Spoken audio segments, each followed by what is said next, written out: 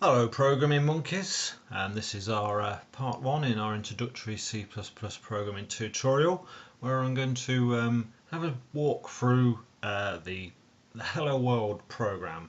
Now traditionally Hello World is the first sort of program that you sort of run, and so what this video will do is going to explain line by line what is actually happening in this sort of program. So if we have a look at a standard C++ Hello World program, you would expect to see something like this. Now, if this is your first time at looking at some sort of program, you might notice there are a few words that you understand. There are a few English words. There are some sort of some punctuation, and there's like a number again. So there are things that we are familiar with, and there are certain things that we sort of might not be. So the main sort of focus of the Hello World is contained within this area here, and this would be this is called the main function. Now every C++ program sort of for the console tends to have a main function, and what this main section of code does is it tells the computer this is where the program starts. So the program, when it's executed, would start and then would execute each of these lines in this space here. So if we look at the how this main function is called, we've got this first line, which is int main and then open bracket close bracket, and that basically, this is the function header. So this tells us this function is called main, and we'll get to the end of this tutorial what this int sort of means there.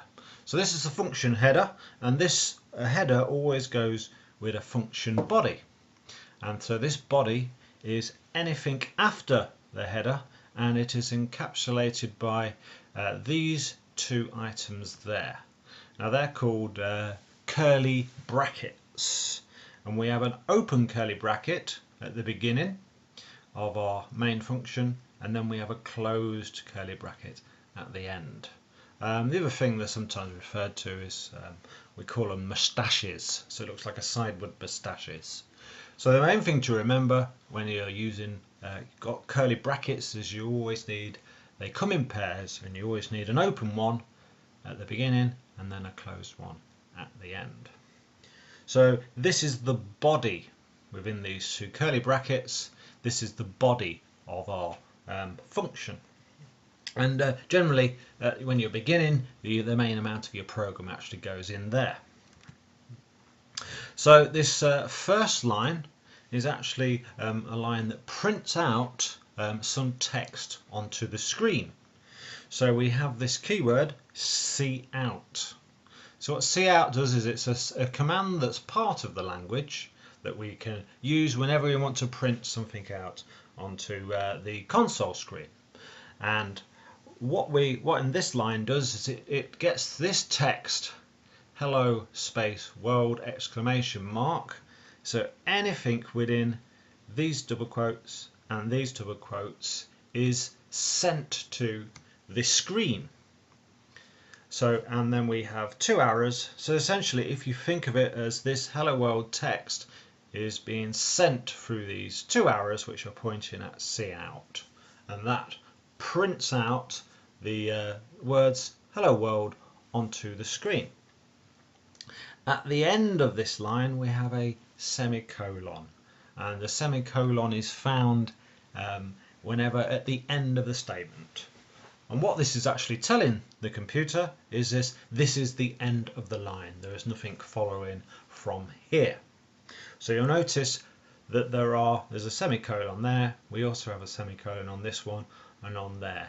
But there are other lines which don't have a semicolon. So don't put semicolons everywhere.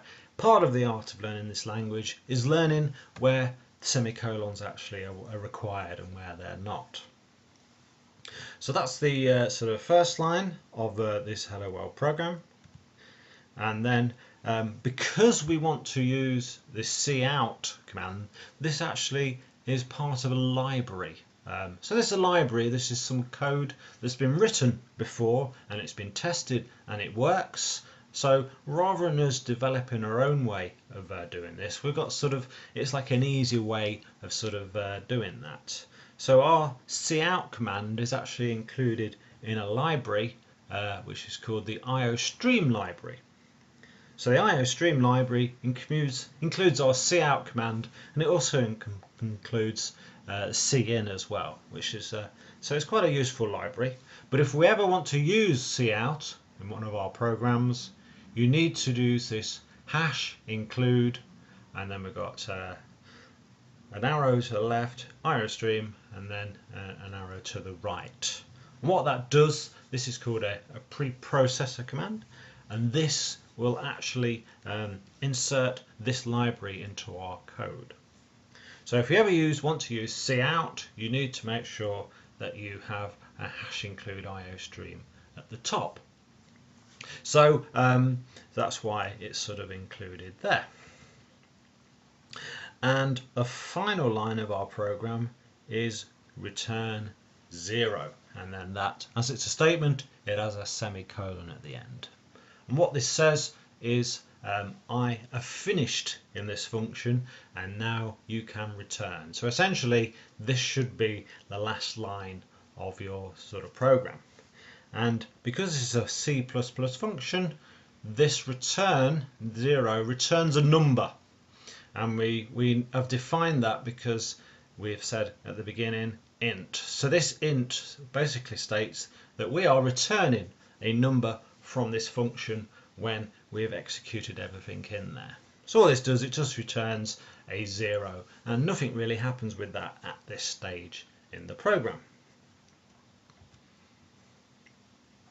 There are ways of actually not using the return and int there, and that we might come across this in your travels on C++, and here we have the word void. So if you ever see something like void main, we don't actually then require the return 0 at the end of that function. So void means that we're not actually returning anything. So essentially this program does exactly the same as the previous one. This leaves us with our the last line on here, which is using namespace standard. And what namespace is if you're beginning, it's sort of like it's something that's put in there which makes the code a little bit more sort of easier to sort of view. So if in C++ we have it's a way of sort of avoiding different programmers using the same variable names. But if you're at the beginning, you just sort of need to sort of see that it's in there. So if we were to execute this program, we would see something like this. This is run on a Windows system, and we will get a console that runs up, and we will see that it says the word hello world ! After that. So this program has run successfully. So this is my sort of diagrammatical way of sort of showing the output of this program is that we are actually printing just the words hello world onto the screen. So that's all for this video. I'd like to thank you for watching.